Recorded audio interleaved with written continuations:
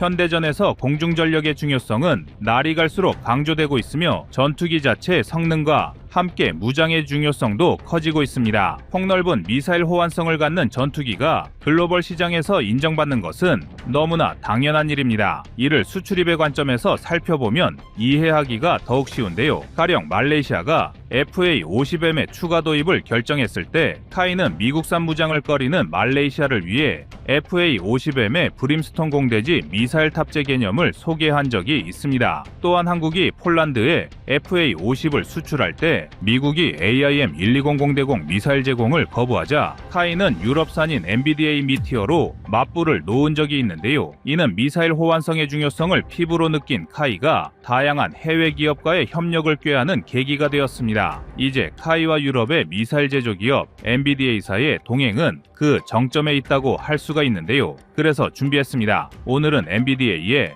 브림스톤과 미티어를 포함 FA-50 무장의 핵심에 대해 자세히 알아보겠습니다.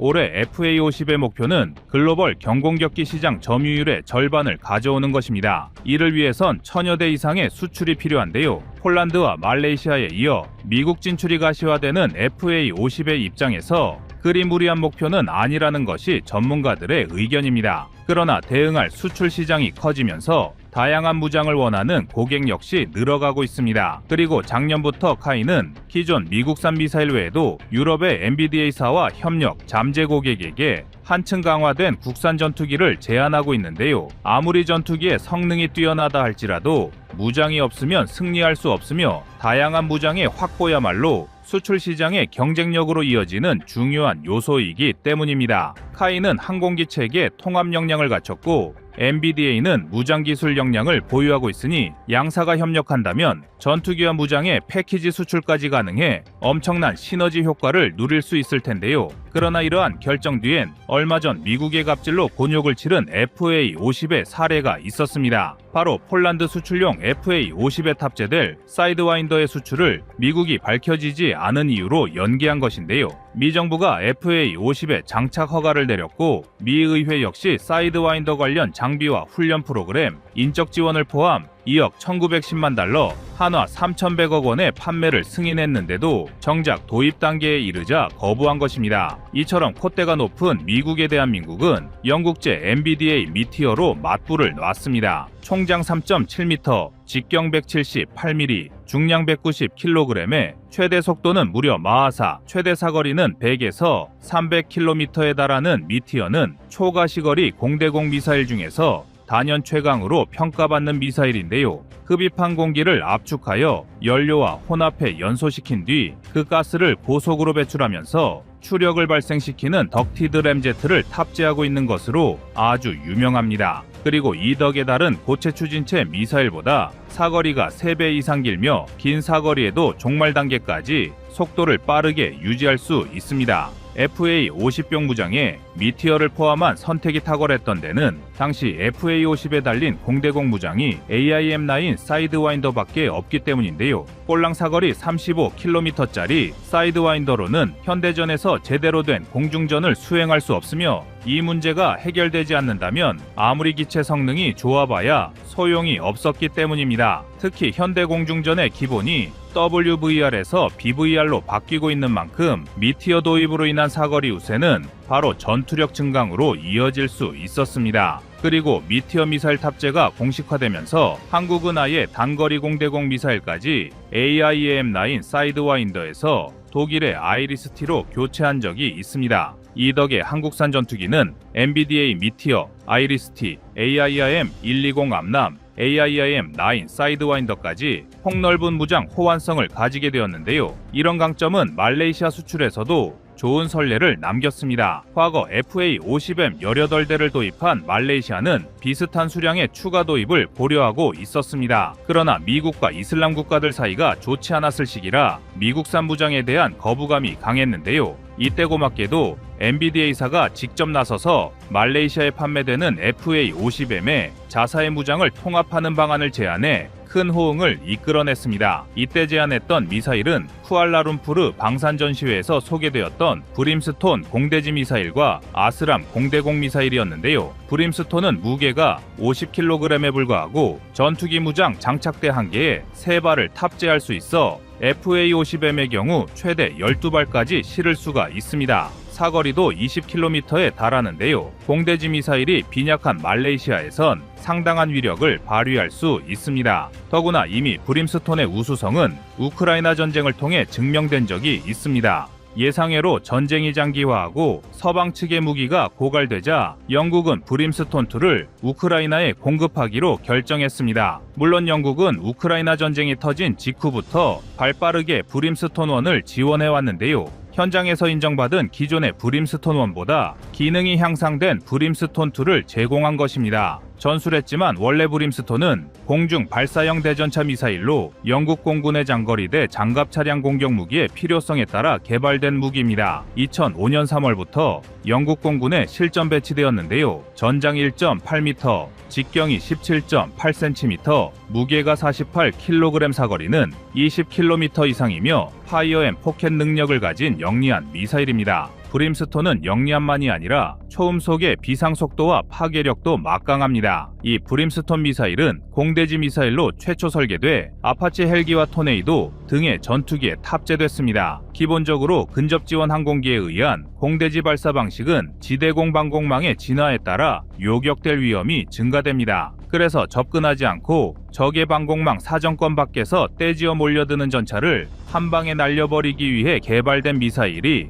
브림스톤인데요. 이 미사일은 발사 후 관성항법으로 날아가고 밀리미터 웨이브 레이더에 의해서 유도되어 표적 전차를 텐덤식 히트 탄두로서 파괴합니다. 좀 생소한 미사일 관련 용어들인데요. 밀리미터 웨이브란 직진성이 강한 초고주파이고요. 단파장에 전자파를 사용하는 특수한 등급의 레이더 기술입니다. 이 레이더 시스템은 경로에 있는 물체에 전자파 신호를 보낸 후 반사시키고 그 반사 신호를 포착하면 물체의 범위, 속도와 각도를 파악할 수 있습니다. 그것도 초고속으로 정확하게 탐색, 감지할 수 있는 정밀 레이더 시스템입니다. 얼마나 정밀한가 하면 1mm의 몇 분의 1에 해당하는 작은 움직임도 감지할 수 있을 정도입니다. 또한 브림스톤의 이중성형 작약, 즉 텐덤 히트 탄두란 폭발 반응 방호 장갑을 장착한 전차의 장갑을 관통해서 파괴하기 위한 이중 작약 방식의 탄두인데요. 먼저 최초의 탄두가 전차의 방호 장갑을 깨고 관통에 들어가서 내부에서 고온 폭발하는 방식의 탄두를 말합니다. 개발 후 브림스톤 미사일은 아프가니스탄과 리비아 분쟁에 투입되어 분초를 다투는 중요한 임무들을 수행하며 주야간 운용 성능을 통해 거의 외과 수술적 정밀 타격과 국부 공격 양면에서 뛰어난 성능이 입증되었습니다. 특히 지상과 해상을 가리지 않고 고속으로 이동하는 차량과 떼지어 몰려드는 연안 침투용 소형 공격정을 포함한 다양한 함정을 비롯해 전차와 장갑 차량, 벙커 등의 목표물을 박살낼 수 있습니다. 그 성능이 어느 정도냐 하면 근접 지원용 유사공대지 유도탄보다 현대전차의 약 3배 이상 효과적이고 영국 공군이 운용 중인 대전차 폭탄보다는 약 7배 이상 효과적인 것으로 보고되었습니다. 그러나 이러한 브림스톤1에도 단점은 있었습니다. 발사된 브림스톤 미사일이 전차 한 대당 한 발씩 명중되는 것이 아니라 여러 발이 한꺼번에 집중되는 경향을 보였던 것인데요. 다연발 방식으로 발사되는 브림스톤이 목표물 근방의 금속 물질에 반응했기 때문입니다. 그래서 이런 고민을 해결하기 위해 개발된 것이 바로 브림스톤2입니다. 브림스톤2의 기본 제원은 브림스톤1과 같지만 사거리를 개량해서 약 60km까지 늘렸으며 전술했듯 미사일 탄두 부분에 레이저 유도 장치를 부착해 전차 한 대에 여러 발의 브림스톤이 소모되는 단점을 원천적으로 차단했습니다. 이러한 장점이 실전에서 우크라이나군의 드론 운용술과 결합하여 브림스톤의 진가가 한층 더 주목받은 것입니다. 또한 브림스톤 외에도 FA-50의 블록10 개량이 본격화되면서 유럽산 미사일이 탑재되어 공대지 능력 또한 비약적으로 향상될 전망입니다. KEPD-350 타우러스 미사일은 독일 타우러스사에서 만든 미사일로 500km의 사거리를 날아가 공격할 수 있는 첨단 미사일입니다. 여기에 FA-50에 탑재될 것으로 예상되는 타우러스의 개량형은 KEPD-350K2는 무려 600km까지 사거리가 증가해 FA-50은 경전투기임에도 미들급 전투기인 KF-21과 함께 공대지 임무를 수행할 수 있게 되었습니다. 물론 그렇다고 해서 FA-50의 무장을 온통 외국산 미사일에 의존하는 것은 아닙니다. FA-50 블록 20에서는 미국산 함남 외에도 국산 중거리 공대공 미사일이 탑재되어 가시거리 밖에 공대공 임무 수행 능력이 향상될 전망입니다. 이는 중국과 북한의 미사일 도발에 대응하기 위해 신속히 전개하고 타격할 수 있는 대화력 전전력이 필요하기 때문인데요. 특히 북한이 개발 중인 극초음속 미사일을 요격하기 위해 대화력전은 필수적 요소입니다. 블록 10과 블록 20의 업그레이드를 통해 FA-50은 북한 전역은 물론 중국 본토까지 요격할 수 있는 능력을 갖추게 되는데요. 그러나 이 정도 단계에서 만족해서는 안 됩니다. 대한민국 전투기 개발의 궁극적인 목표는 자력무장과 함께 개발과 생산까지 전부 독자적으로 하는 것인데요. 이것만이 대한민국이 미국 등 기존 방산 강국의 안보 생태계에서 벗어날 수 있는 유일한 방법이기 때문입니다.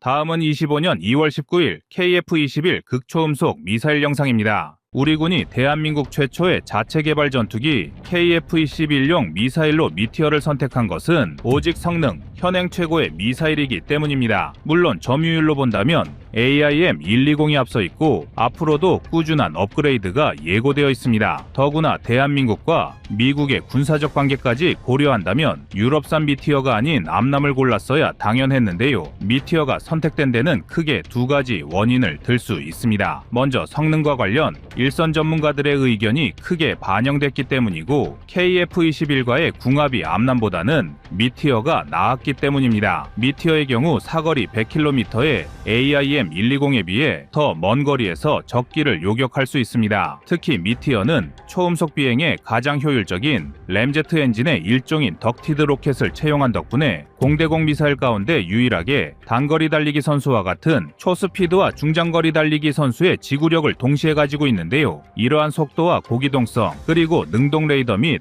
복합 유도 방식을 사용하는 미티어를 적기가 회피하는 것은 사실상 불가능하다는 것이 전문가들의 견해입니다. 더구나 암남과 미티어 모두 거의 동일한 길이를 갖고 있지만 암남의 꼬리 날개 크기와 형태 때문에 KF-21에서의 무장 분리 문제를 제기하는 현장의 의견도 반영되었을 것입니다. 물론 그렇다고 해서 유럽산 미사일에 치중된 것은 아닙니다. 영국의 군사정보 포탈 제인스닷컴에 따르면 KF-21은 M61A2 20mm 발칸포에 AIM-9X, AIM-120, SDB, CBU-105WCMD, J-DAM, LJ-DAM, LGB, AGM-65, AGM-84 등 다양한 미국산 무장을 운용할 수 있는 호환성을 자랑하며 여기에 아이리스-T, MBDA 미티어, KPD-350 타우러스 등 유럽제 무장에도 충실합니다. 17,000파운드 약 7.7톤에 이르는 최대 무장량의 KF-21은 자타공인 세계 최고 수준의 무기 호환성에 수출 시장 경쟁력까지 확보한 것인데요. 그러나 유럽산 무기의 채용이 모든 면에서 장점만 가지고 있는 것은 아닙니다. 아이리스-T 단거리 공대공 미사일의 경우 사거리가 25km에 불과해 미국제 AIM-9X 사이드와인더보다 사거리가 짧습니다. 이는 국산 A사 능동 전자주사식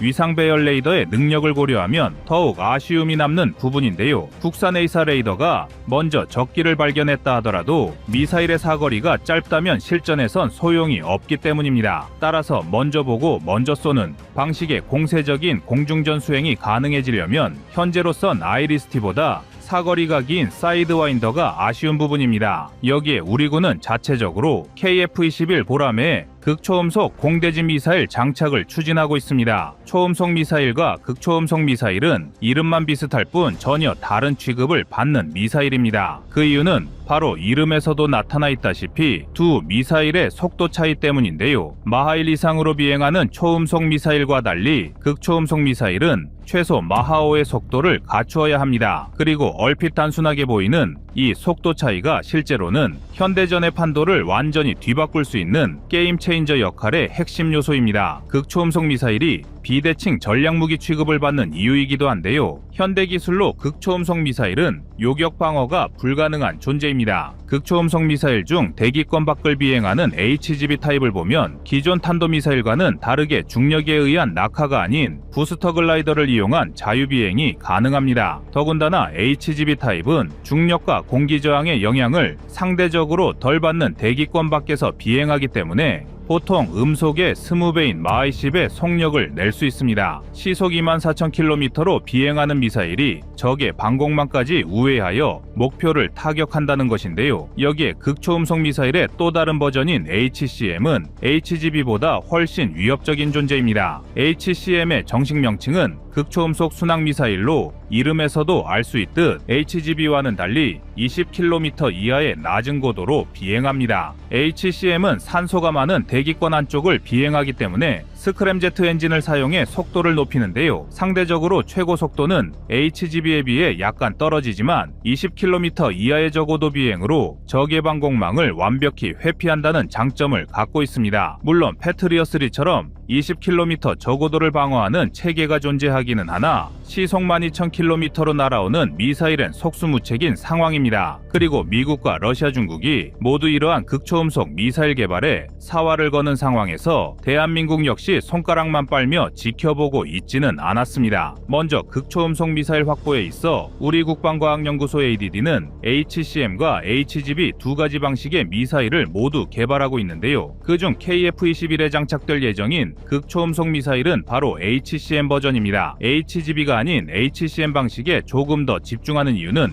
스크램제트 엔진 기술의 원천 기술인 램제트 엔진 자체 개발 기술을 대한민국이 이미 보유하고 있기 때문입니다. 그만큼 개발 속도가 빠른 것은 물론 실전 배치 시기 또한 앞당길 수 있습니다. 이미 러시아와 중국, 미국에 비해 뒤처진 만큼 과도기적 단계인 HGB보다는 질적으로나 효율적으로나 훨씬 우위에 있는 HCM을 목표로 삼고 있는 건데요. 그것도 이미 2004년부터 시작해 2007년 HCM의 가장 핵심인 램제트 추진기관 개발에 성공했고 2012년엔 극초음속 핵심 기술 응용 연구를 2017년엔 초고속 공기흡입, 엔진 특화 연구 등을 성공적으로 마무리한 상태입니다. 즉 기반 기술 확보는 완료했고 이제는 이 기술들을 어떻게 하나의 체계에 통합하느냐만 남겨둔 상황인데요. 실제로 이미 대한민국은 전 세계 네 번째로 극초음속 미사일의 프로토타입까지 완성했으며 2024년 시험 발사를 시작으로 KF-21 보라매에서 발사하는 공대지 순항 미사일 형식을 계획하고 있습니다. 이렇게 성공한 국산 미사일은 기존에 운용 중인 미국산 전투기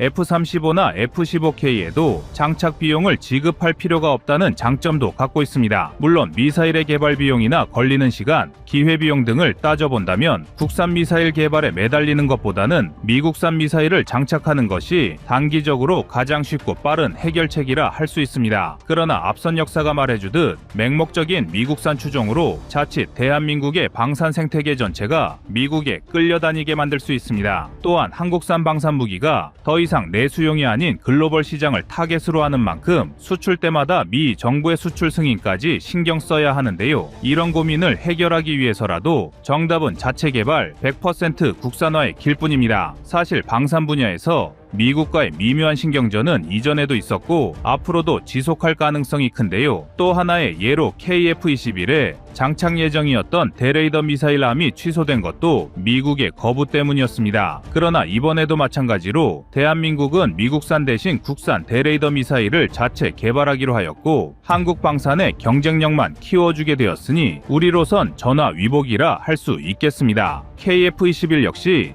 현재는 유럽과 미국산 외에도 철용 공대지 미사일, KGGB, 공대함투 유도탄 등을 혼용하고 있지만 개발 중인 국산 공대공 미사일의 예처럼 자체 개발만이 글로벌 방산 시장에서 살아남는 유일한 해법이라 할 수 있습니다. 그러나 극초음속 미사일의 존재가 위협적인 것은 우리도 마찬가지입니다. 현존하는 MD 체계로 방어할 수 없다는 것은 대한민국의 방공망에도 엄청난 위협인데요. 현재도 이에 대한 대비책을 개발하고 있지만 극초음속 미사일의 개발 속도에 비해 진행이 더딘 상황입니다. 대한민국의 경우 현재 실전 배치를 앞둔 LSAM의 개량형인 LSAM-2에 극초음속 미사일 방어 체계가 포함되어 있는데요. LSAM-2는 요격 고도를 사드 수준으로 높임과 동시에 활공 단계에서의 요격 기능을 포함해 조금 더 포괄적이고 능동적인 방어가 가능하게 개발될 예정입니다. 미국조차 성공하지 못한 기술 영역에 우리가 도전한 것인데요. 한국의 군사기술력이 미국과 어깨를 나란히 한다는 자신감의 표현이며 증거이기도 합니다. 여전히 진행 중인 우크라이나 전쟁에서 배웠듯 자주국방을 위한 노력은 한순간도 게을리하거나 방심해선 안 될 텐데요. 그런 의미에서 한 단계 더 진일보한 극초음속 미사일의 개발은 대한민국 안보를 지탱해주는 초석이 될 것입니다. 이상 꺼리튜브의 두 번째 미션이었습니다.